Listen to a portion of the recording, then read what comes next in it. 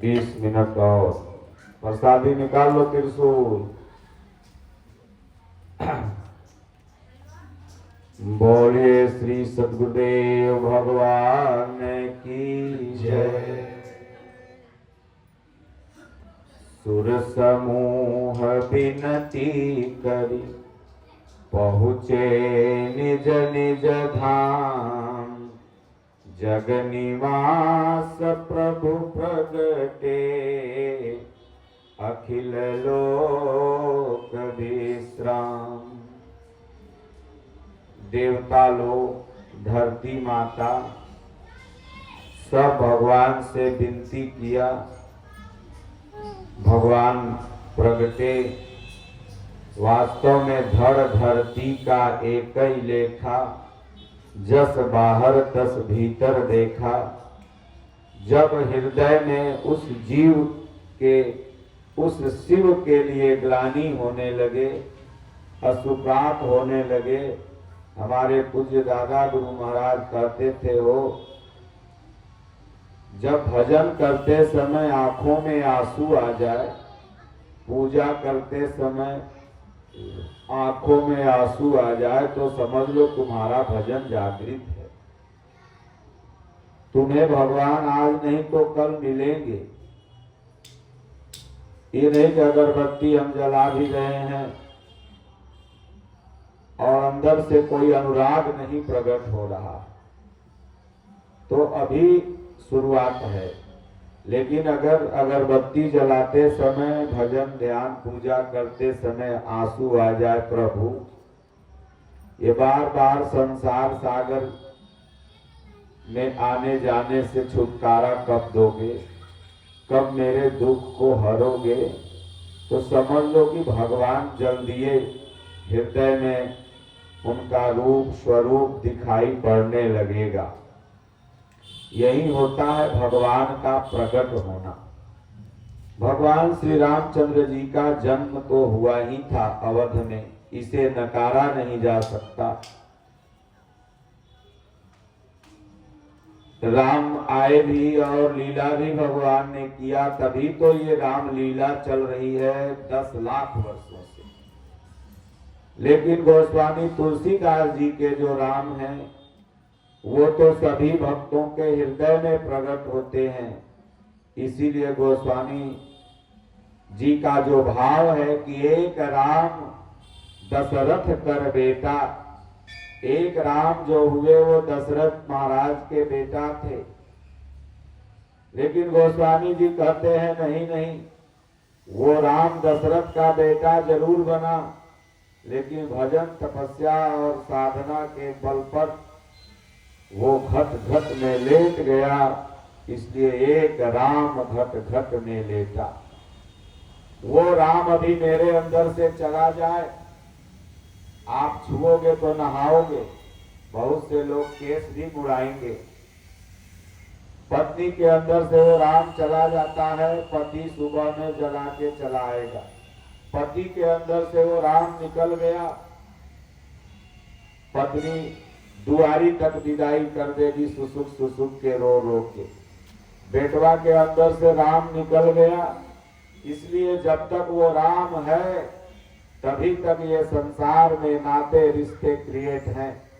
इसलिए बाबा ने एक पद लिखा मानस में कि मानो ही सब ही राम के नाते। इस संसार में अगर कोई किसी को मान्यता देता है तो राम के नाते। आप किसी को प्रणाम चचा, प्रणाम फूफा, प्रणाम दादी, प्रणाम काकी करते हैं, तब क्यों? जब तक वो राम जी अंदर हैं तभी तक। राम जी निकल जाते हैं तो कोई किसी को प्रणाम करता है, लाश देखता है जैसे मूवी कर लेता है नीचे बस। तो इसलिए भगवान एक राम घट घट में लेटा, एक राम सब जगत पसारा। इस संसार में पेड़ हरा है तो राम की कृपा है, ये हवा ऑक्सीजन दे रहा है तो राम की कृपा है, ये सूर्य अगर चल रहा है तो राम जी की कृपा से। और ये चंद्रमा अगर शीतलता प्रदान कर रहा है तो उनकी कृपा से। ये पूरे जगत का प्रसार अगर किया है तो वो भगवान, वो राम। इसलिए एक राम सब जगत पसारा, और एक राम सब जगते न्यारा। गोस्वामी जी कहते हैं एक राम वह है जो है तो इसी जगत में, लेकिन उस जगत से न्यारा है। और उस राम के बारे में बाबा कहते हैं बड़ा सुंदर ढंग से कि बीनु पद चलई सुनई बीनु काना, कर बीनु करई करम विधि नाना। आनन रहित सकल रस भोगी, बिनु बानी बकता बड़ जोगी। हम लोग उसके सामने तुच्छ वक्ता हैं। वाणी है तो भी आप सब लोग उसके सामने तुच्छ प्रोफेसर हैं। एमडी कर लो, डबल एमडी, डबल पीएचडी, काहे नहीं तुम मैथमेटिक्स के जन्मदाता ही हो जाओ, और काहे नहीं तुम बहुत बड़े वैज्ञानिक हो जाओ, लेकिन उसकी वक्ता के आगे तुम्हारी वाणी कुछ नहीं है। इसलिए बहुत बड़ा वक्ता है, वक्ता बड़ जोगी। तन बीनु परस नयन बीनु देखा, उसको शरीर नहीं है फिर भी सबका स्पर्श कर रहा है। और उस राम को आंख नहीं है लेकिन तुम 10 फीट नीचे क्या कर रहा वो भी देख रहा, 10 जन्म बाद क्या करोगे वो भी देख रहा है। और नयन बीनु देखा कहीं घ्राण बीनु बासय सेखा, वो सबका सुगंध भी ले रहा। अस सब भांति अलौकिक करनी, महिमा जासु जाई नहीं बरनी। लड़कन के हटा दो। तो वो भगवान जो है उसकी महिमा का वर्णन नहीं किया जा सकता, इसलिए भगवान जन्म नहीं लेते बल्कि भगवान प्रकट होते हैं। चाहे राम भगवान हो, चाहे कृष्ण हो, चाहे कोई महापुरुष, जब भजन साधना ध्यान पूजा के माध्यम से उस परमात्मा को अपने हृदय में प्रकट किया जाता है। जैसे अग्नि तो सर्वत्र है लेकिन उसे प्रकट करना पड़ता है। माचिस लाओ, ऐसे करो आग जल जाएगी, शॉर्ट सर्किट कर दो, ऐसे करो चिंगारी निकल आएगी। अग्नि है सर्वत्र लेकिन प्रकट करना होता है। जब बड़े बड़े यज्ञ होते हैं तो देखते हैं 2 लकड़ी लेकर ऐसे ऐसे रगड़ाता है तो आग प्रकट हो जाती है। तो उसी तरह से भगवान सर्वत्र है, तुम भाव श्रद्धा तो लगाओ। हरि व्यापक सर्वत्र समाना, प्रेम ते प्रगट होहि मैं जाना। जैसे पानी से बर्फ और बर्फ से पानी बनता है तो प्रेम लगाओ। जैसे अग्नि को कहीं घर्षण करो अग्नि प्रकट हो जाती है, उसी तरह से संत महापुरुषों के बताए हुए रास्ते पर चल के तो देखो। भगवान को जहाज हेलीकॉप्टर पकड़ के नहीं आना है, बल्कि हृदय में है। जो अंधकार हटेगा वो प्रकट हो जाएगा। न उनको ढूंढने के लिए काशी जाना है न मथुरा। कबीर साहब ने कहा, रे पगला तुम मुझे ढूंढ रहा है, जिसको वेद नहीं ढूंढ पाया, जिसको बड़े बड़े महापुरुष नहीं ढूंढ पाए, तुम मुझको ढूंढ लेगा। रजरप्पा जा करके काशी मथुरा जाके तुम मुझको ढूंढ लेगा। मैं तो तेरे घट में हूँ, घट ही में पिया परिचौना है। के मोको कहाँ ढूंढे बंदे, मैं तो तेरे पास रे। ना मैं काशी ना मैं काबा। कबीर साहब ये कैसे महापुरुष थे जो मुसलमानों के भी रूढ़ियों पर बहुत ज्यादा प्रहार किया और हिंदुओं के भी कुरीतियों पर, रूढ़ियों पर।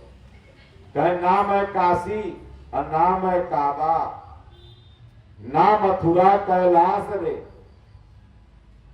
मैं कहा हूं तो तुम्हारे पास रे। कस्तूरी कुंडल बसे मृग ढूंढे बन माही, ऐसे घट घट राम है दुनिया देखत ना। तुम मंदिर में ढूंढने जा रहे हो, अरे मंदिर में तो महात्मा रहते हैं, और जब महात्मा के पास जाओगे तो यही सत्संग सुनने को मिलेगा। वो रास्ता बताएंगे, ये ऐसे चलो तुम भी पा जाओगे। और बाकी तीर्थ गए एक फल, संत मिले फल चार, सदगुरु मिले अनंत फल, कहे कबीर विचार।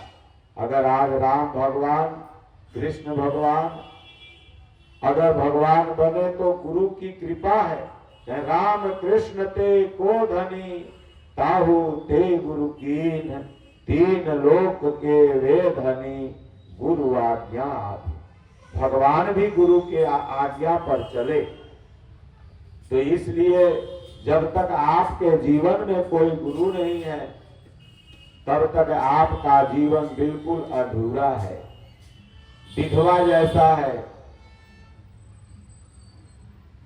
क्योंकि एक निगुरा के शीश पर लख पापिन कर भार। और गुरु भी हो कौन, तो नेमुआ मरचा टंगवाने वाला नहीं, नारियल चुनरी बनवाने वाला नहीं। गुरु ऐसा चाहिए कि दौलत दिगे न बोलत बिसरे, अस उपदेश सुनावे, असंतों सो सदगुरु में भावे। वो महापुरुष जो स्वयं चल रहा हो और आपको भी चला दे। ऐसे पूज्य गुरुदेव भगवान हमारे स्वामी जी हैं, जिनकी 100 बरस से अधिक आयु हो गई। चुनार विंध्याचल के बगल में महाराज रहते हैं। बहुत से यहाँ के भक्त हजारों हजार गए हैं, वहां दर्शन किए हैं। ऐसे गुरु का जब शरण सानिध्य मिलेगा, वैसे ही गुरु थे स्वामी दीनानाथ परमहंस जी महाराज। इनके पास भी कोई आवे तो बतावे कि भगवान हृदय में रहते हैं, हृदय में ढूंढ। यहाँ कोई जात पात नहीं है। कोई गरीब सतुआ लेके आवे तो बहुत बढ़िया, बड़ा निम्न स्वाद है। और कोनो अमीर लेके आवे, इनके खानदान से कोई तो कहे खून महकत है, फेंक दे सतुआ को। कोई आवे मिले जब परमहंस बाबा से तो 2 मिनट पूछ लें, कार्य ठीक है? हाँ बाबा ठीक है। अब कहीं अगर इनके पीछे फिर लग गया तो 10 गाड़ी देके भगा, भाग गेट के बाद, ससुरा हमारे पीछे पीछे क्या लग गया। और बच्चों को कहा करते थे, रे पढ़ी पढ़ी, पढ़ने पर बहुत जोर देते थे। यहाँ तमाम पुराने भक्त आते थे, बताते थे महाराज हम लोग ये गंगा माई किनारे आके गुल्ली डंडा खेलते थे। और परमहंस बाबा अगर देख जाए तो लाठी लेके गरियावत निकले, कहे साला जाके पढ़ो। ये बाउंड्री वगैरह नहीं था, कनैल का पेड़ था चारों तरफ, कुछ कुछ पेड़ था, तो गरियावत भगावे, कहे जाके पढ़ो घर पर। तो सज्जनों, शिक्षा ही एक ऐसा चीज है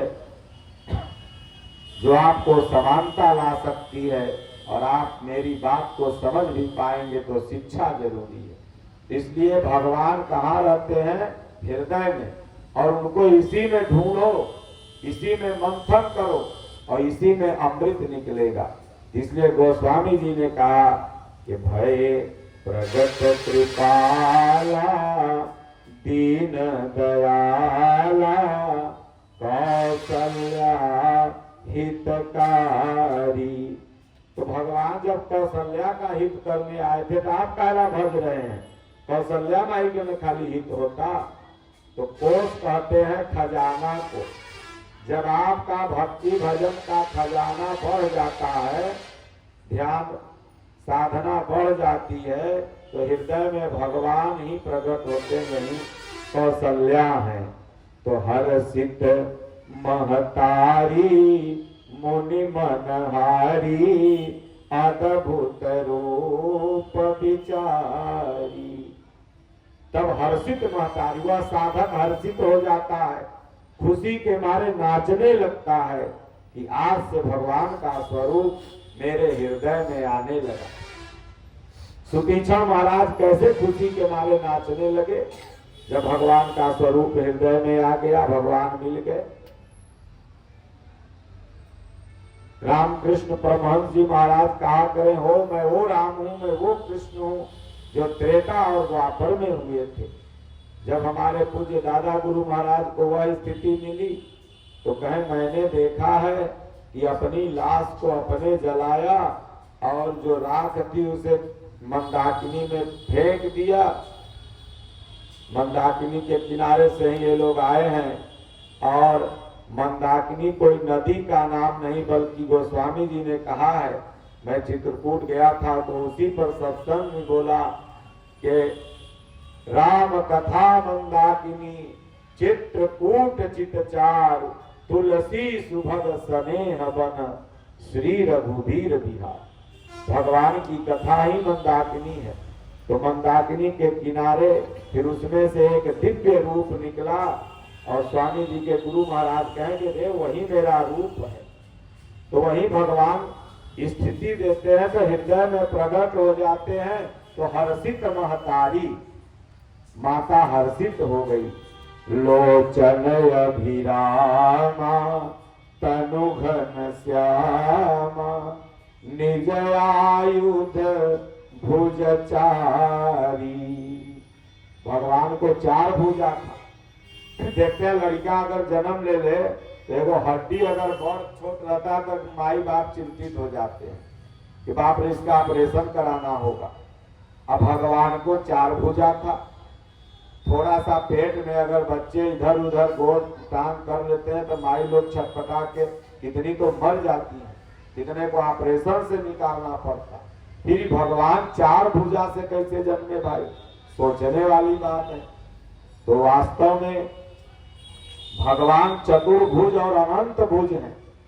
वो आपका किस विधि से कोई कार्य सवार देंगे ये कोई नहीं जानता। किस रूप में खड़ा होकर के आपके बिगड़े हुए काम को बना दें। तो चतुर्भुज भगवान का जो ये चतुर्भुज रूप है ये कोई बाहरी रूप नहीं बल्कि ये साधनात्मक एक प्रक्रिया है। और यही भगवान की जो मदद करने की प्रक्रिया है, अपने जीवों की रक्षा करने की। तो लोचन अभिरामा तनुघन श्यामा निज आयुध भुज चारी भूषण वनमाला नयन विशाला शोभा सिंधु खरारी। चारों भुजाओं में शंख चक्र गदा, क्योंकि भगवान प्रकट हुए थे ना तो सब माता कौशल्या को दिख रहा था। जब आप भजन ध्यान करने लगोगे तो भगवान का स्वरूप दिखाई देगा तो कुछ ऐसी स्थिति बनती है। तो कहते हैं कि भूषण बनमाला नयन विशाला शोभा सिंधु खरारी। भगवान के रूप का चित्रण करते हुए बाबा तुलसी लिखते हैं, क्योंकि जो देखा सो कहा नहीं। अब हमने और आपने भगवान को देखा नहीं तो क्या कहेंगे, लेकिन गोस्वामी जी देख रहे हैं, माता कौशल्या देख रही हैं और कह रही हैं कि भगवान की जो वेशभूषा है वो भूषण वनमाला नयन विशाला और शोभा सिंधु खरारी। भगवान शोभा के सिंधु हैं, सागर हैं। कह दुई कर जोरी स्तुति तोरी के ही विधि करऊं अनंता। अर्जुन कांपने लगा भगवान के विराट स्वरूप को देखकर। अर्जुन समझता था कि भगवान को 2 भुजा है, लेकिन जब देखा तो अनंत भुजा। जब रोटी लेकर के काकभुसुंडी जी महाराज भाग रहे थे, आपको कथा ही सुनाएंगे, पुजारी बाबा। तो कहा जाता है कि जहां जहां भागते थे ना तो भगवान नजर नहीं आते थे, लेकिन भगवान की भुजा उनके पीछे पीछे रहती। कहा कि जह जह दूरी उड़ाऊ आकाशा, तह भुज निज देखऊं हरि पासा। हरि की जो भुजा थी वो अपने पास देखते थे। तो भक्त दुनिया में कहीं भी चल जाए, अगर वो सच्चा भक्त है तो भगवान अपनी भुजा से उसकी मदद करने के लिए तैयार हैं। तो इसलिए कहते हैं कि कह दुई कर जोरी स्तुति तोरी के ही विधि करो अनंता। ऐसे तो तमाम विधि है पूजा की, कोई कहेगा इस विधि से पूजा करो, इस विधि से, लेकिन जब भगवान सामने आ जाते हैं तो सारा विधि भूला जाए। हे प्रभु, किस विधि से आपकी पूजा करूं ये मुझे समझ में नहीं आ रहा है, करुणा निधान। माया गुण ज्ञाना तीत माना, वेद पुराण भनंता। हे प्रभु, आप माया और गुण से अतीत हैं। जब क्योंकि भगवान को बुद्धि से कभी पाया नहीं जा सकता है, बुद्धि से उपराम होना होगा। अपनी बुद्धि जिस दिन लगाना छोड़ दोगे और ईश्वर की बुद्धि में चलना प्रारंभ कर दोगे, उसी दिन ये दुनिया समझ में आएगी। ये धरती का 7वां स्थान है पूरे ग्रह नक्षत्र में, 7वां स्थान। और सोचो कि उन ग्रह नक्षत्रों में जब धरती बेचारी छोटी सी है, तो हम लोग धरती पर ये इतना बढ़ के खोपड़ी लेकर के भगवान को समझ लेंगे, और उसमें 7 अरब की आबादी तो है, न जाने कितना जीव जंतु है। तो इस बुद्धि को जब मिटा देंगे तब जाके भगवान की बुद्धि काम करती है। तो माया गुण ज्ञानातीत यमाना, वेद पुराण भनंता, करुणा सुख सागर, सब गुण आगर, जहि गावहि श्रुति संता। संत महात्माओं ने भगवान का गुणगान किया है, बस वही हम लोग समझ रहे हैं और सुन रहे हैं। इसलिए हे प्रभु, सो मम हित लागी, जन अनुरागी, प्रगट भयं श्रीकंता। हे श्रीकंता, हे प्रभु, आप मेरे हित के लिए, भगवान भक्तों के हित के लिए ही प्रकट होते हैं, उसके दुख दर्द को मिटाने के लिए ही आते हैं, उसे सुख शांति देने के लिए ही आते हैं। इसलिए सुबह शाम घर में 5 मिनट बैठ के राम राम जपो, दीपक जलाओ, तुलसी जी को दीपक जलाओ, और नाती पोता घर में है तो उसको भी कहो रे थपोड़ी पीटो सीताराम सीताराम, 10-20 बार उसे भी पिटवाओ, तो वो धीरे धीरे संस्कारी बनेगा। और न उसको डाइन लगेगी न जोगिन लगेगी, नहीं तो रोज करिया कपड़ा बांधते बांधते थक जाओगे, डाइने जोगिन लगा रहेगा। तो कहे मम उर सो बासी, ब्रह्मांड निकाया निर्मित माया, रोम रोम प्रतिवेद कहे। जिसको ब्रह्मांड अपने में समाहित नहीं कर सकता, बल्कि ब्रह्मांड को वो खुद समाहित किए हुए है, ऐसा भगवान। तो ममउरवासी, मेरे हृदय में, मम उर माने हृदय होता है, पेट नहीं होता है। अगर पेट में भगवान जन्मते तो वहां कहते कि भाई मम पेट वासी, लेकिन कह रही हैं कि सो मम उरवासी, यह उपहासी, सुनत धीर मत स्थिर न रहे। वो इतना विशाल परमात्मा इस छोटे से हृदय में क्या रह सकता है। और इस बात को सुन करके हमारी बुद्धि धैर्य को छोड़ रही है, लेकिन प्रभु आप भाव के वशीभूत हो करके इस छोटे से हृदय में दर्शन देते हो, ये बहुत बड़ी बात है। तो कहती है कि उपजा जब ज्ञाना, प्रभु मुसुकाना, चरित बहुत विधि कीन चहे। यही देखिए रामलीला में मंचन कर रहे हैं ये रामलीला मंडली वाले, वही तो विविध चरित्र जो भगवान का है। कैसे भगवान ने जन्म लिया, कैसे भगवान ने बन गए, तो उपजा जब ज्ञाना प्रभु मुसुकाना, चरित्र बहुत विधि कीन चहे, कही कथा सुहाई मात बुझाई, जही प्रकार सुत प्रेम लय। फिर कहने लगी प्रभु आप बेटवा रूप में हमको दिखाइए, और कुछ नहीं। माता पुनि बोली स्वमति डोली, तजहु तात यह रूपा। ब्रह्मा विष्णु और महेश गए थे परीक्षा लेने, और सती अनुसुईया खुद ही बेटवा बना के कहराने लगी उनको, और फिर बाद में एक एक अंश निकाले तो दत्तात्रेय हो गए। तो कहती है कि भाई पुत्र रूप में आप लीला करो, कि जय शिशु लीला अति प्रिय शीला। देखिए बच्चा किसी का हो कितना प्यारा लगता है। कुकुरों को बच्चा रहता है तो 4 बार मन करता है कि हाथ फेर दो। दुश्मनों का बेटा रहता है, आदमी ऐसे गाल थोड़ा सा पकड़ के चुम्मा ले लेता है। हाथी का बेटा हो, गाय का बच्चा हो, बेटा सबका प्यारा लगता है। ये शिशु लीला, महापुरुष और शिशु में कोई अंतर नहीं होता है।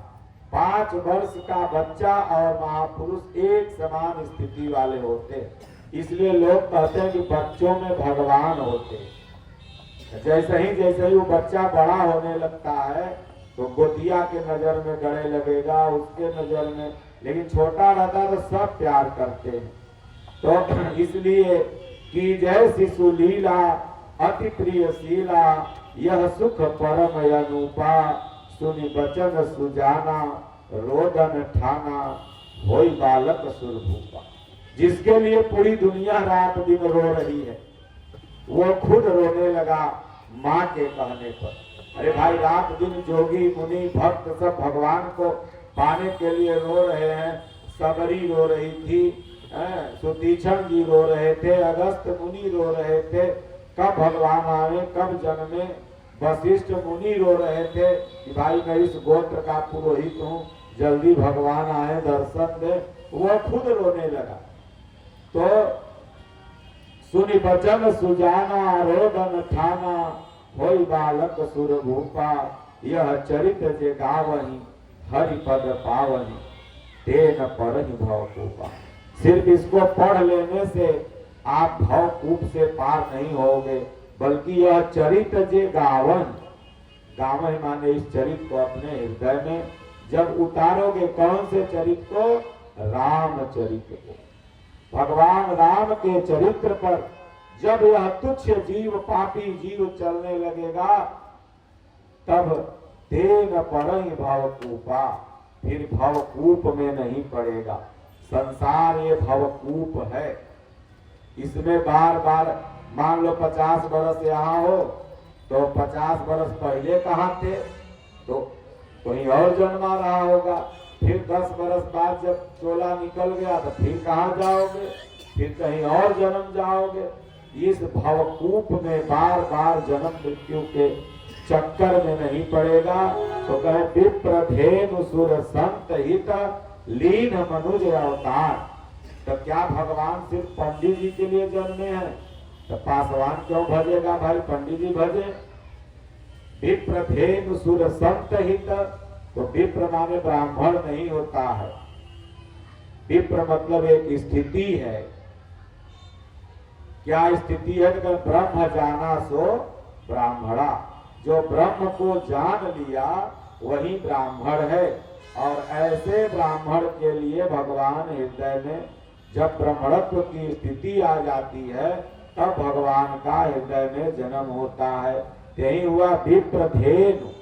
जब हमारी इंद्रियां सिमट करके एक ईश्वर में लग जाती है, सुर जब दैविक संपत्ति को साधक प्राप्त हो जाता है, जब संत सारे विकारों का अंत हो जाता है, तब जाकर के भगवान का अवतार समझ में आता है। उसके पहले लगता है कि मैं कर रहा हूं, लेकिन जब आप विप्रत्व की श्रेणी में आएंगे तो विप्र की श्रेणी में बनने के लिए सुर संत और धेनु की स्थिति को क्रॉस करना होगा और तब जाकर के भगवान आपके हृदय में अवतार लेंगे।